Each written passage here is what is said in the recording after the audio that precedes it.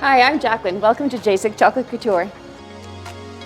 I get to see how chocolate influences communities, how it creates jobs. JACEK Chocolate is based on the fashion industry, and the way we do that with chocolate is we launch seasonal collections. We've done things like the Galaxy, so what does the Galaxy taste like? We've done Marie Antoinette, so very French inspired, but its core purpose is to spread joy. So that's really our Northern Star. So my history has nothing to do with chocolate. My background was in sales and marketing, went to university in New Zealand, and then the switch that flipped in me really starting the business was the opportunity to move back to Edmonton and do something different. I didn't know if the idea would work, so I would work my corporate job during the day, and then I would work my little business in the evenings. I think that my passion for creativity started at a really young age, and so I really thought about, okay, well, with creativity, how can I marry joy with creativity? And I thought, well, what is joy? And joy is fashion and chocolate to me. So I kind of went down that path, and then I had people around me that really supported this idea and supported me personally, and I think without that I never would have had the business. So when I decided to do this fashionable chocolate thing, my husband and my dad are like, okay, that's awesome. What do we need to do to make this happen? And within 3 months, they'd built a commercial kitchen in our basement.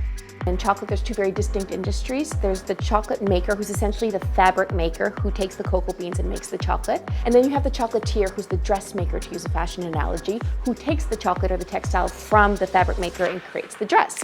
So originally we were the chocolatier, we were the dressmaker, loving that. But I thought, well, if we're truly committed to joy, I think part of joy is having a relationship and going to the source of where the raw product is grown. So we started a bean to bar line called our Fabric Collection, where I actually go to the farms and I meet with the farmers. I get to see how chocolate influences communities, how it creates jobs. We want to make sure that they're the good jobs and that people are being treated fairly, so it's important to go to origin. When I think back to the time we had to make the decision of, do we stay as a small little business in the basement, or do I, quit my full-time job and go into a commercial space and really do this? Definitely an exciting, nerve-wracking time, but I just felt it was right. And because I am actually quite risk-averse as an entrepreneur, we didn't go for a big flashy space. We chose a small space in an industrial area that was not the most beautiful space, but to me that was, if it didn't work, I was still going to be okay. I think I managed the anxiety that I was probably feeling at the time of moving by really spending carefully.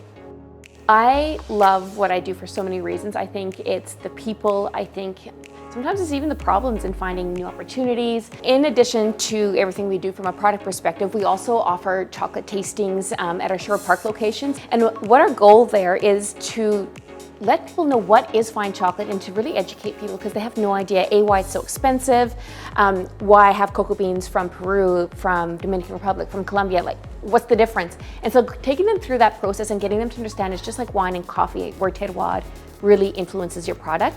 And so they are wildly successful experiences. They sell out very quickly. We're selling into 4 months away right now, so they sell out. There was one time in the business that was incredibly challenging for me, and probably the only time that I questioned, do I have the strength to do this, was we have a beautiful artisan advent calendar. It's our biggest product of the year, most anticipated product. And 3 years ago, we packed them all. It was a huge success. We executed perfectly. And then one of our customers had cheated on the calendar, and what had happened was she tasted it and she's like, it doesn't taste right. The packaging had off-gassed onto the chocolates from the ink. So there was no health issue, it was a quality issue, and I chose to recall, which nearly could have financially sunk the business, but I felt it was the right thing to do.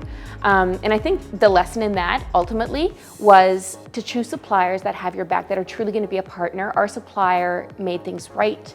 We continue to work with them today. I've got an incredible team, and the number one thing we look for is a culture fit and fitting with our core values of joy, experience, artistry, and teamwork. The best advice I could give to somebody starting a business on their own would be to do something you love. It's really more about a feeling than sort of a tactic or a strategy, just doing something that feels right. The future of JACEK is something that I think a lot about. I'm hoping the future looks like we're able to bring more joy to more people, whether it's through retail, online, new partners. I'm not sure exactly what that looks like yet, but I'd love to have a global influence.